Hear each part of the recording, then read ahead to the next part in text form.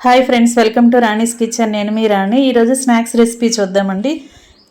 ఎప్పుడు కూడా ఆలూ సమోసా, ఆనియన్ సమోసా తింటూ ఉంటాం కదా, కానీ ఈసారి బఠానీ గింజలతో కూడా సమోసా చేసుకోవచ్చండి.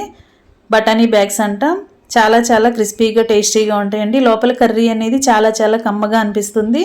మీరు వీడియోని ఫస్ట్ నుంచి లాస్ట్ వరకు చూడండి. ఇంకా ప్రాసెస్ స్టార్ట్ చేద్దాం. 1 కప్పు బఠానీ తీసుకుని గిన్నెలోకి వేసుకోండి. గిన్నె నిండా వాటర్ పోసుకుని నైట్ మొత్తం కూడా నానబెట్టుకుని ఉంచుకోవాలండి. నానిన తర్వాత ప్రాసెస్ అనేది స్టార్ట్ చేద్దాం.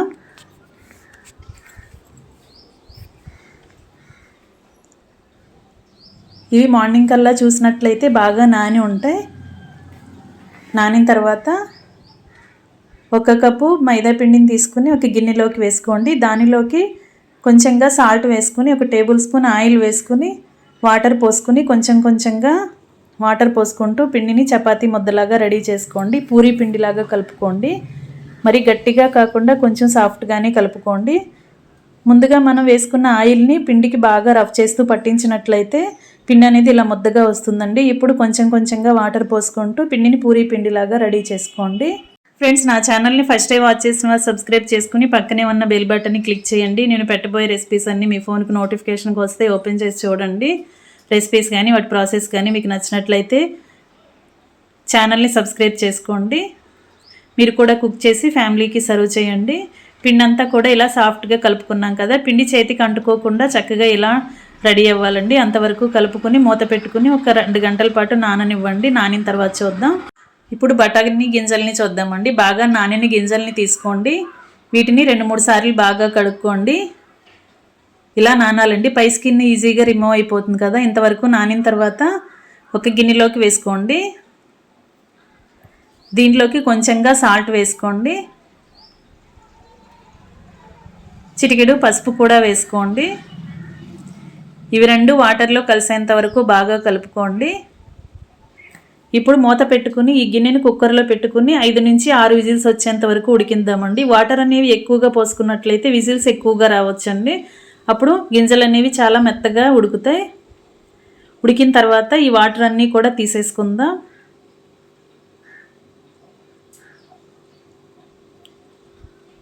వాటర్ అన్నీ కూడా తీసేసుకుని వీటిని మిక్సీ జార్లో వేసుకుని గ్రైండ్ చేసుకుందాం.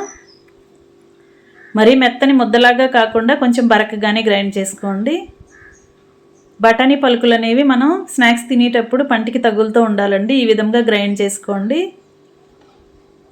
ఇలా గ్రైండ్ అయిన పౌడర్ని ఒక గిన్నెలోకి వేసుకుని పక్కన పెట్టుకోండి. ఇలా వేసుకున్నాం కదా, ఇప్పుడు స్టవ్ ఆన్ చేసి కళాయి పెట్టుకోండి. ఫ్లేమ్ మొత్తం తగ్గించేసుకుని కళాయి పెట్టుకుని 2 టేబుల్ స్పూన్లు ఆయిల్ వేసుకోండి. ఆయిల్ కాగిన తర్వాత 1/2 టీ స్పూన్ జీలకర్ర, 1/2 టీ స్పూన్ ఆవాలు వేసుకోండి. కొంచెంగా కరివేపాకు కూడా వేసుకుని సన్నగా కట్ చేసుకున్న ఆనియన్స్, పచ్చిమిర్చి ముక్కలు కూడా వేసుకోండి. కరివేపాకు వేసుకుని ఇవన్నీ బాగా ఫ్రై చేసుకోండి. 1 టీ స్పూన్ అల్లం వెల్లుల్లి పేస్ట్ కూడా వేసుకుని ఆనియన్స్తో పాటు బాగా ఫ్రై చేయండి. పచ్చివాసన అంతా పోయే వరకు ఫ్రై చేయండి. ఫ్లేమ్ని సిమ్లో పెట్టుకుని మాత్రమే వీటిని ఫ్రై చేసుకోండి. చిటికెడు పసుపు కూడా వేసుకుని ఆనియన్స్తో పాటు బాగా మగ్గించుకోండి. ఆనియన్స్ మగ్గిన తర్వాత గ్రైండ్ చేసి పెట్టుకున్న బఠానీ పౌడర్ని అలా వేసేసుకోండి. ఇదంతా కూడా ఆయిల్లో కలిసేంత వరకు బాగా కలుపుకోండి. ఇప్పుడు 1/2 టీ స్పూన్ జీలకర్ర పొడి, 1/2 టీ స్పూన్ ధనియాల పొడి వేసుకోండి. ఒక 1/2 టీ స్పూన్ చాట్ మసాలా కూడా వేసుకుని కొంచెంగా గరం మసాలా వేసుకోండి. ఇవన్నీ కర్రీకి పట్టేంత వరకు బాగా కలుపుకోండి. సన్నగా తరిగిన కొత్తిమీరను కూడా కొంచెం వేసుకుని ఇది కూడా బాగా కలుపుకోండి. ఇప్పుడు 1 కప్పు వాటర్ పోసుకోండి. మనం వేసుకున్న మసాలాలన్నీ కూడా కర్రీకి పట్టేంత వరకు బాగా కలుపుకుని ఉడికించుకోండి.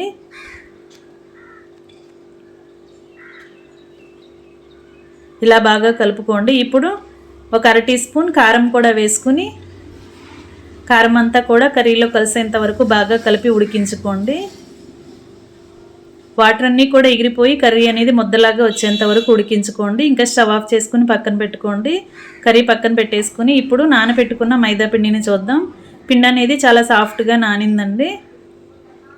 అలాగే కర్రీ కూడా రెడీ అయిపోయింది కదా. సమోసాలోకి స్టఫింగ్ కూడా రెడీ అయిపోయింది. ఇప్పుడు ఒక మిక్సింగ్ బౌల్ తీసుకొని 2 టేబుల్ స్పూన్లు ఆయిల్ వేసుకోండి. ఆయిల్ ప్లేస్లో నెయ్యి కూడా వేసుకోవచ్చండి. ఇప్పుడు 2 టేబుల్ స్పూన్లు మైదా పిండి వేసుకుని ఇవి రెండు బాగా పేస్ట్ లాగా మిక్స్ చేసుకోండి. ఇలా బాగా మెత్తని పేస్ట్ లాగా లిక్విడ్ లాగా చేసుకోండి. ఇప్పుడు రెడీ చేసుకుని పెట్టుకున్న మైదా పిండి ముద్దలో నుంచి చిన్న చిన్న ముద్దల్ని సపరేట్ చేసుకోండి. ఇలా బాల్స్ని రెడీ చేసి పక్కన పెట్టుకోండి.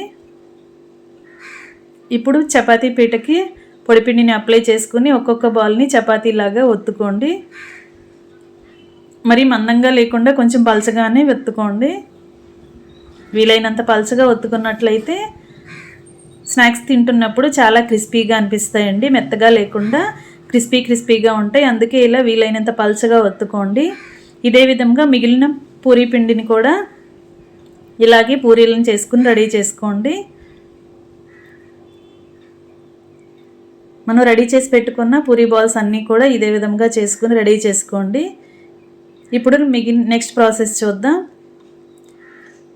పూరీని తీసుకున్నాం కదా, దానిపైన మనం రెడీ చేసి పెట్టుకున్న నెయ్యి మైదాపిండి లిక్విడ్ని అలా పూరీ మీద అప్లై చేసి పూరీ మొత్తానికి స్ప్రెడ్ అయ్యేలా ఇలా చేత్తోనే రాసుకుని మొత్తానికి కూడా అంటించుకోండి.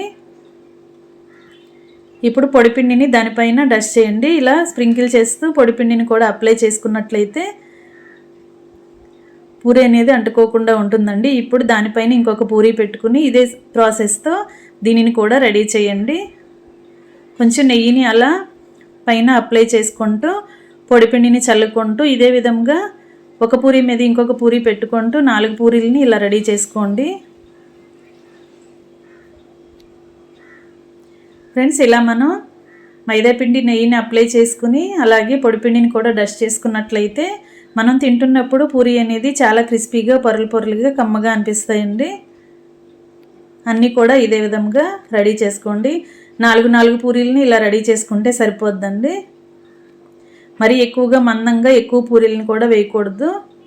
కరెక్ట్గా 4 పూరీలను వేసుకోండి. ఇప్పుడు సైడ్స్ ఉన్న క్రాస్గా ఉన్న పూరీని ఇలా కట్ చేసేసుకోండి. మధ్యలో ఉన్న పార్ట్తో మాత్రమే మనం సమోసా చేయబోతున్నాం. స్క్వేర్ సమోసా చేయబోతున్నాం.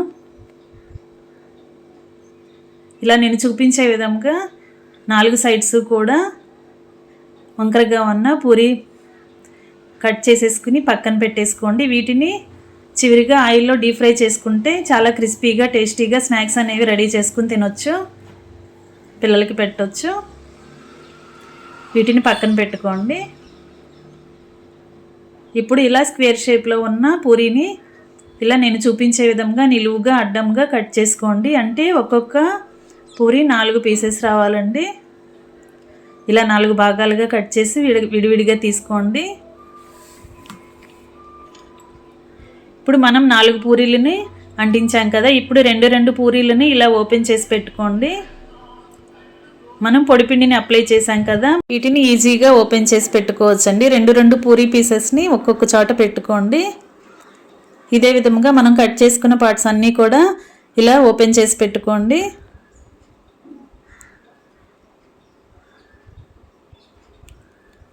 సమోసా చేసే కన్నా ఈ ప్రాసెస్ అనేది చాలా సింపుల్ అండి. ఈజీగా మనం ఎవరైనా కూడా వీటిని రెడీ చేసుకోవచ్చు.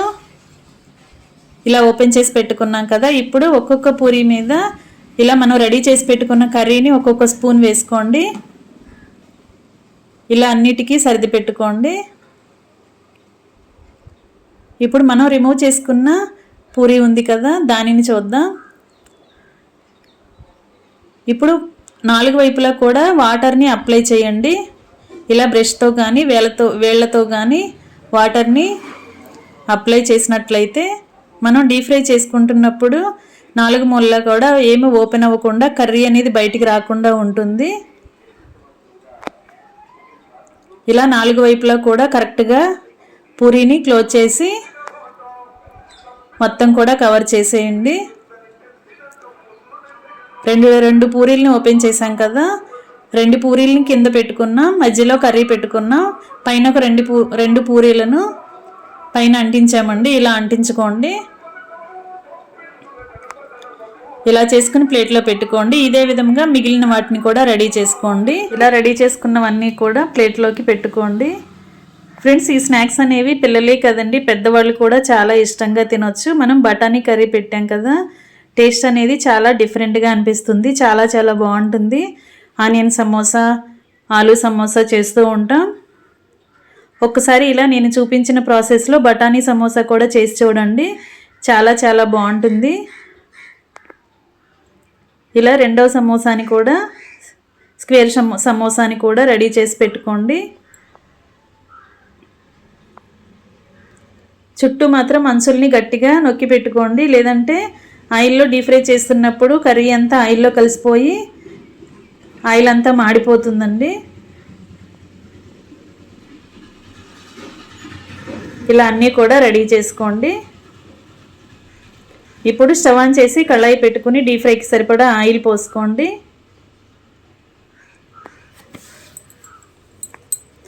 ఆయిల్ బాగా కాగిన తర్వాత ఫ్లేమ్ని మీడియంకి అడ్జస్ట్ చేసుకుని నేను రెడీ చేసుకున్న బఠానీ బ్యాగ్స్ని ఆయిల్లో వేసుకోండి. ఒకవైపు బాగా ఫ్రై అయిన తర్వాత రెండో వైపు కూడా ఫ్రై చేసుకోండి.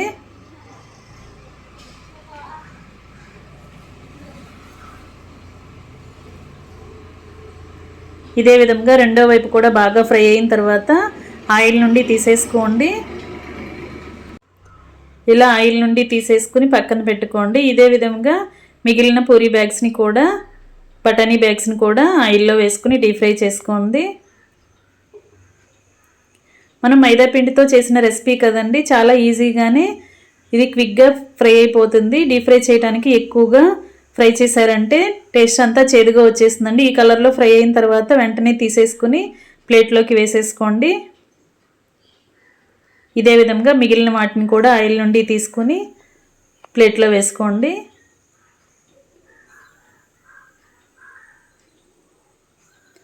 ఇంకా రెడీ అయిపోయాయండి. సర్వింగ్ ప్లేట్లోకి తీసుకుని ఫ్యామిలీకి సర్వ్ చేసుకోవటమే. చాలా క్రిస్పీగా టేస్టీగా ఉండే బఠానీ బ్యాగ్స్ రెడీ అయిపోయాయి. తప్పకుండా ట్రై చేయండి. మరొక రెసిపీతో మళ్ళీ కలుద్దాం. Thanks for watching.